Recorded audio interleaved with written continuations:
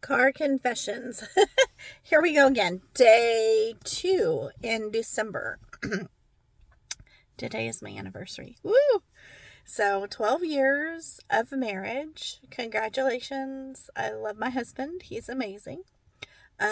We got married on 12/12, which was amazing also. So 12 years, 12/12. Great milestone. Anyways, I'm doing a quick car confession. Today is about keeping a routine. So I got out of doing a routine because I started selling in a different area, in a different category, which was on fire. So I wanted to talk a little bit about keeping a routine. So a lot of times, because I have a kid and things have to happen for him, it's not always the same routine every day. But what I have actually managed to keep as a routine for me is get up in the morning. I get up before him. I wake him up. And then I go pull my items from my Posh Closet that has my items for Poshmark, and they're all in leather boxes and numbered, and I can go and pull them pretty quickly.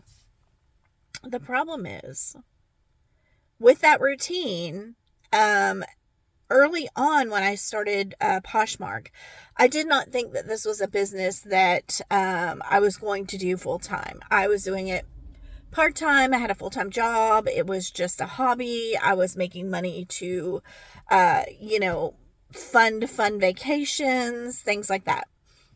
I did treat it as a business, but it was a part-time business. And I did follow up with my taxes and stuff like that.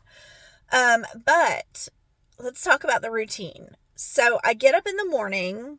If I go downstairs, I have a 2-story house. If I go downstairs, then that right there is already breaking my routine. So I have to be upstairs. I have to get up, wake up my son, go in my posh room, pull my inventory that has sold the night before.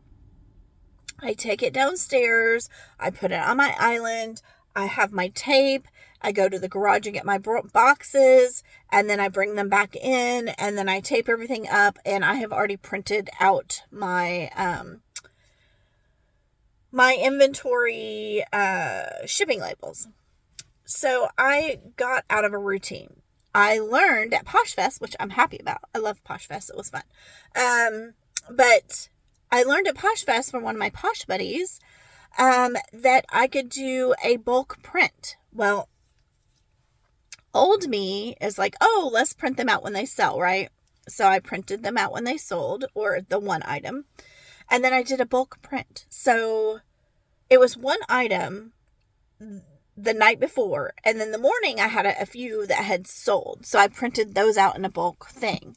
Well, the thing is, if I haven't shipped the first one, it prints out in a bulk print. So I broke my routine of what I was normally used to doing and tried something new, which is great, but I didn't have the checks and balances that I did before.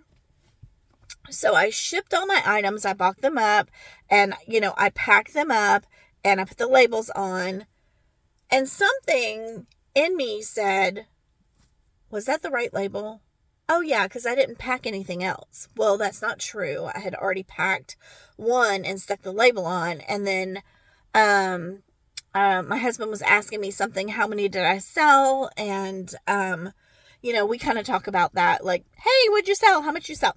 And so I get excited to talk about that. Got distracted. My fault, because I know that if I don't put the label on in the moment, and I start boxing the next box, there's a chance that I'm going to mix those up.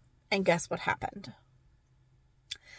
I mixed up a Christmas Angel tree topper with a pair of men's jeans. So, sent both of those out, or I sent the angel topper, not the angel topper. I sent the angel topper out And I had, my husband, I put my packages on the counter or right there by the counter. My husband was so sweet. He boxed everything up. It's cold outside. He knows I don't like the cold because I have Raynaud's and my hands get super, they hurt when it's cold. And so he boxed them up for me and put them in the car and we dropped them off. Fast forward a couple days. I find a stray label on the counter next to us, a little thing of books that I had there that I didn't see. It has, so the labels aren't flat. The ones that I have right now, they're on a roll. So they roll up and I didn't see it. It was right beside the books rolled up. And I saw it like, I don't know, a couple days ago. And I was like, oh no, that means something's missing somewhere and I don't know which one. So I get this nice message from one of my buyers that said, hey, I got an Angel. And he clearly got an Angel and not jeans. And I knew in the moment, I was like, oh my gosh. But here's the thing. So because my inventory early on, I didn't always label each one in the box. I couldn't find a pair of jeans. And so when I moved the inventory condensed down boxes, I would just move it and change it in the description, in the private description on Poshmark. Well, the problem was apparently I missed the box number.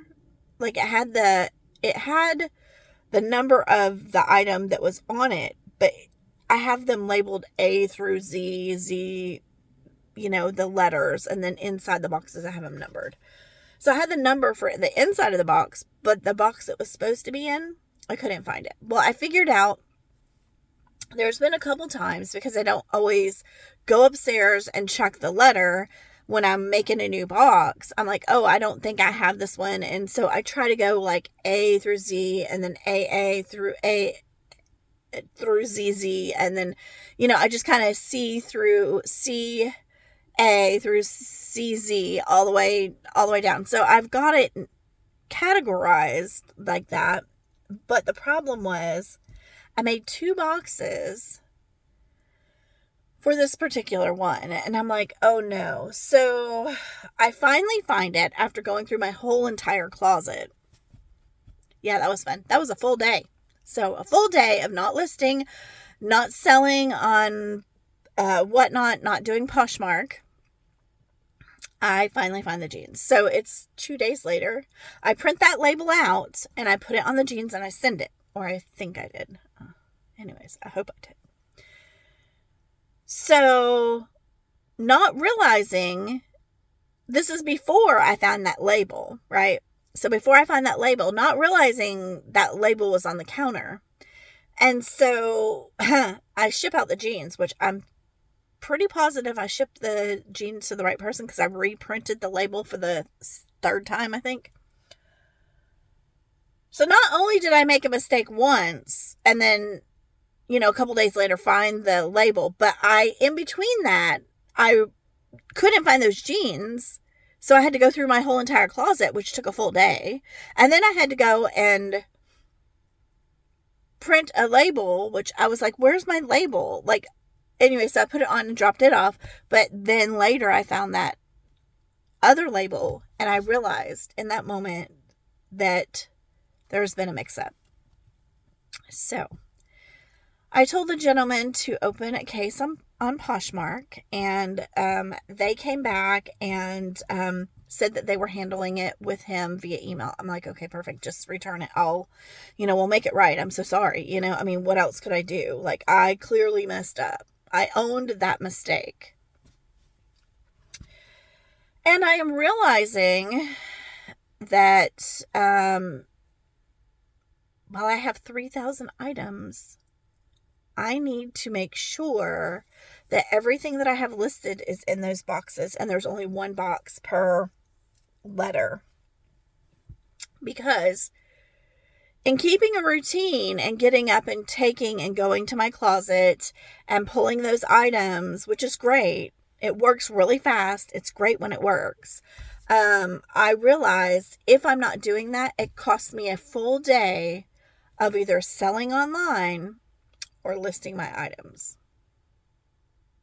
So the debate is on, do I change to the numeric system where I have numbers 1 through infinity? Or do I keep the box system with the numbers and the alphabet because it helps me find the box? And either way, I still absolutely need to follow through on making sure every item is in that box. So I think that is probably another car confessions that I need to focus on. And we're not all perfect. It happens to every reseller at one point or not. Something happens to where you make a mistake, whether it's something like I did and I owned it and I said, I'm sorry, whether I take the hit or Poshmark helps me out and returns the label or whatever happens, it's on me. And that's happened before, unfortunately, to other people too. Like, you have things not organized, or you think you do, and then you don't. So, people ask me about reselling business and keeping track of things and being disorganized. The one thing that I pride myself on is my inventory closet. And I thought I've gotten everything corrected, but because I had 2 boxes and didn't realize I had 2 boxes in there and only the outside number was right, I didn't have box A -1 saying that's 1 box and A-2 saying I have 2 A boxes. I just had A and it wasn't in there. And so the number 10 was not in the A box. I'm like, where'd it go? I didn't sell it. I haven't moved anything. Nobody's been in this closet. It's all me, So I'm like, okay, well, I know I haven't sold it. And I looked through my solds. I know I didn't delist it.